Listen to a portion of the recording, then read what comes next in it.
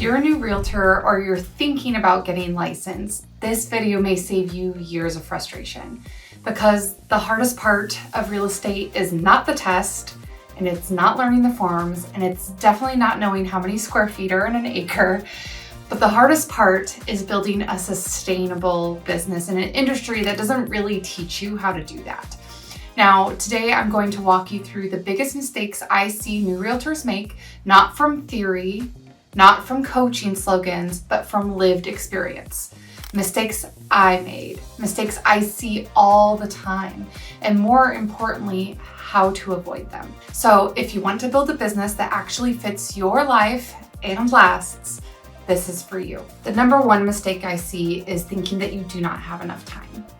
So one of the hardest things in my first year was thinking there just wasn't enough time, that I was busy, I was working, I had clients, but everything I did was so reactive. I was so focused on serving whoever was directly in front of me that I wasn't building the systems that would support future growth.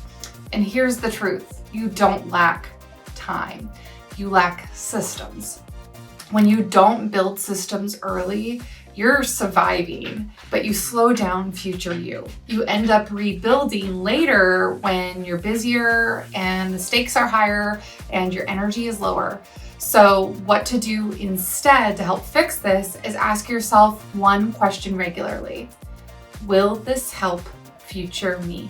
Or what could I do better the next time I do this to make it easier the next time? Even imperfect systems beat none at all. Mistake number 2 is underestimating the legal and fiduciary responsibility. Real estate school does not prepare you for the actual responsibility of this job. It does not teach you how to write your contracts. It doesn't teach you how to negotiate. It doesn't teach you how to manage risk or how to protect clients in real world scenarios. So you take a short course, you pass a test, and suddenly you're advising people through the largest financial decision of their lives with very scarily little oversight. Now that's scary, and honestly, it should be. Taking this seriously is not a weakness, it's professionalism. So here's what you do instead. You lean on your broker, your mentor, and your coach regularly. Actively seek contract and legal education, and understand your fiduciary role before you walk into any situation. Make sure you're asking, what is my responsibility in this moment, in this conversation I'm about to enter? Remember that this job carries real weight, so treat it like it does. Mistake number 3 is copying someone else's business model.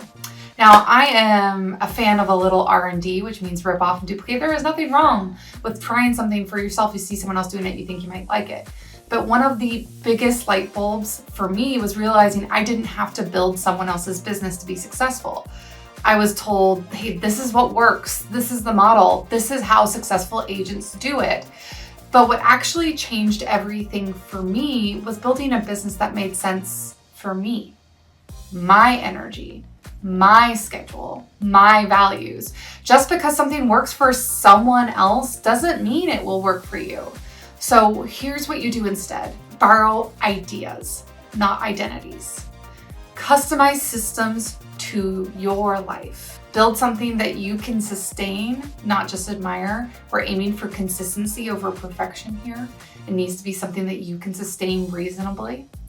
And there is no single version of success in real estate, and there really shouldn't be. Know that every successful realtor's business looks a little bit different than the person next to them. Mistake number 4 is ignoring existing relationships. New agents spend so much time chasing new leads that they neglect the people who already know, like, and trust them. Your business does not grow linearly, it grows exponentially. And it does that through retention, referrals, long-term relationships.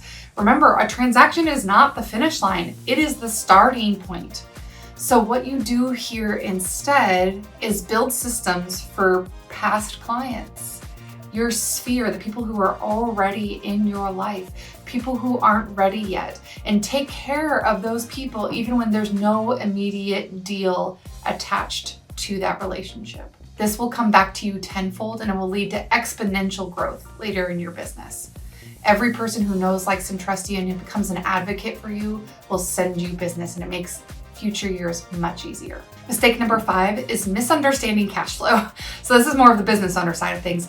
Cash flow is one of the hardest lessons in real estate. If you stop lead generating today, it shows up a month later to 3 months later in your income.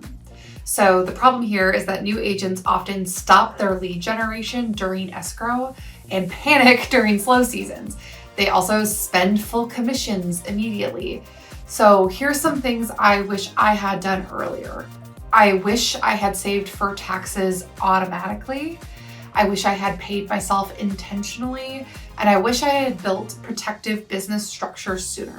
So a good rule of thumb here is if a lead source takes more than one deal to recoup the cost, it's expensive. High cost lead generation should come after low cost systems are already working.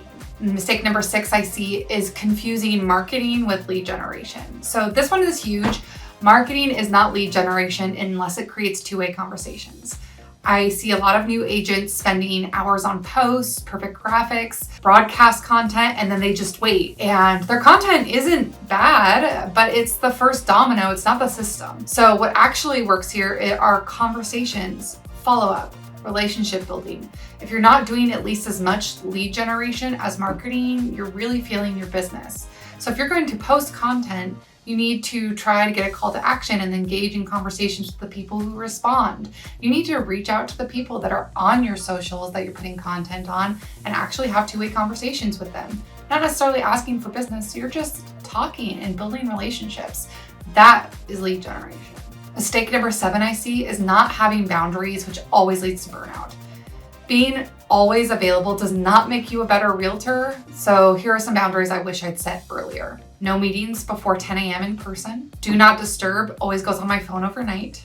I have 1 protected day off per week, and I have 1 admin work from home focus day. Now remember, boundaries do not make you less available. They make you a better realtor. When you have more energy, you are a better person. Mistake number 8 that I see is negotiating from a place of insecurity.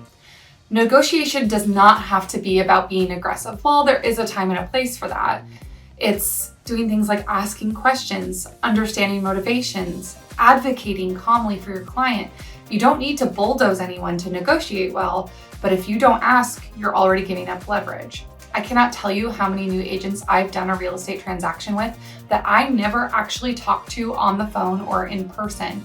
And if you're not doing the things necessary to relationship build with the other realtor, you're probably not negotiating or advocating successfully for your client on their behalf. So kind of in sum here, success in your first year does not look flashy. It looks like finding 3 lead generation systems that you can maintain. It looks like having strong follow-up with any leads. It looks like real two-way conversations on an ongoing basis with real people. It looks like taking care of people and providing service, even if it's not transactionally related. And if you do one thing, get into conversation with as many people as possible and take really good care of them. That's how real estate businesses last. So if this was helpful to you and you're thinking about a career in real estate, like, share, subscribe, or you can email me at corieburck@gmail.com if you're wondering how to get started. See you in the next one.